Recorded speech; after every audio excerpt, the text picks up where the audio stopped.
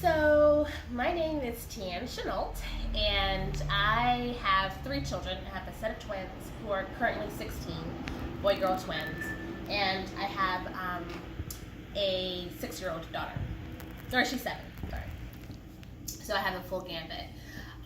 We've been in Burbank for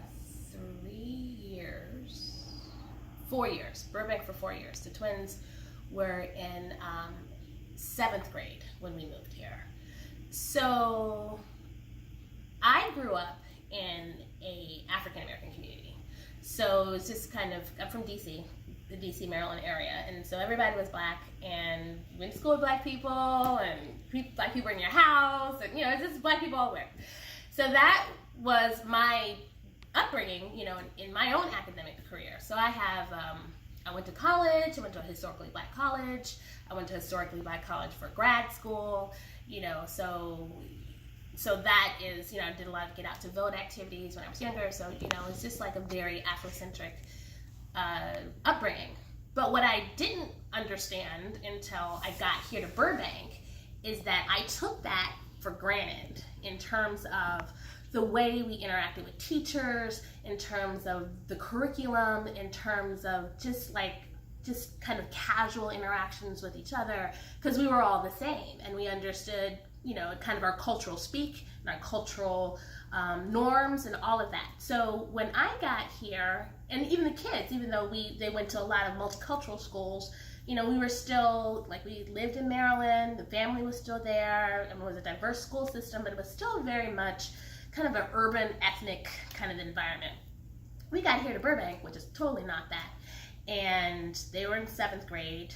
And then in 8th grade, my son, they were reading, my son, he calls me one day, and he never calls. He calls me one day, and he's just like, oh, Ma, you know what?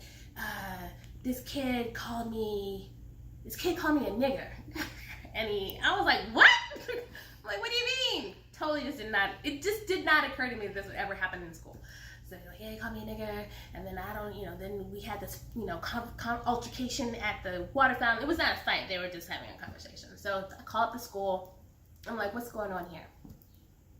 The school tells me, after they figured out that yes, it did happen and all this, the school tells me, well, I think that even though it's a really bad thing that happened, I think that we need to kind of be very excited about this because they were reading Hear My Roll of Thunder, Hear My Cry, and then this, somebody said that to Coleman, who's my son, but then another student was just like, oh, but you shouldn't say that, and he only knew that because he read this book.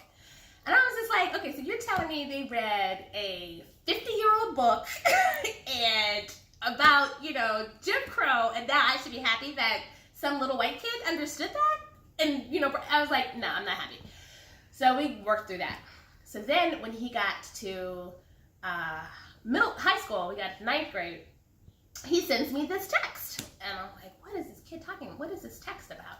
And so inside the text is just Coleman behind, it looks like a cage, but it's like the cafeteria. So somebody took a picture of him, and then it said, and then put this caption, this is where niggas ought to be. So it kind of looked like he was in jail, the way that this was set up. I was like, what the fuck?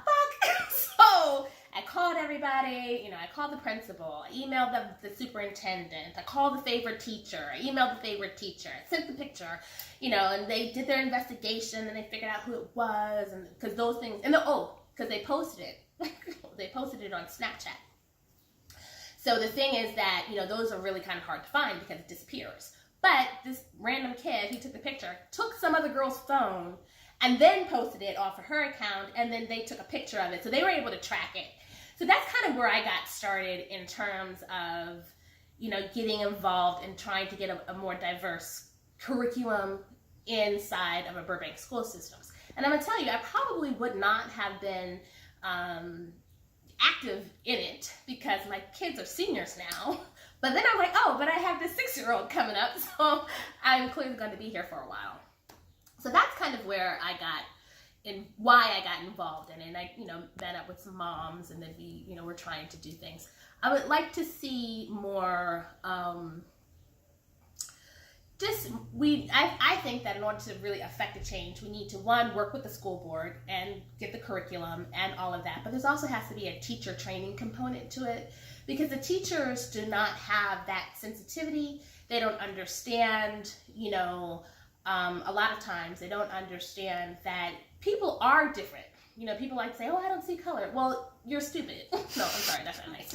But you got to see color, because people are, there are a composition of their histories and their backgrounds and what happens in their houses. And so you might not see color, but you definitely got to see ethnicity, and you have to understand that other people do see color, and there's like inherent discrimination. So especially here in Burbank, because it's such a small kind of microcosm of a community, and the people have been here, a lot of folks have been here for generations, and they just don't understand what a different influx of folks kind of does to their community.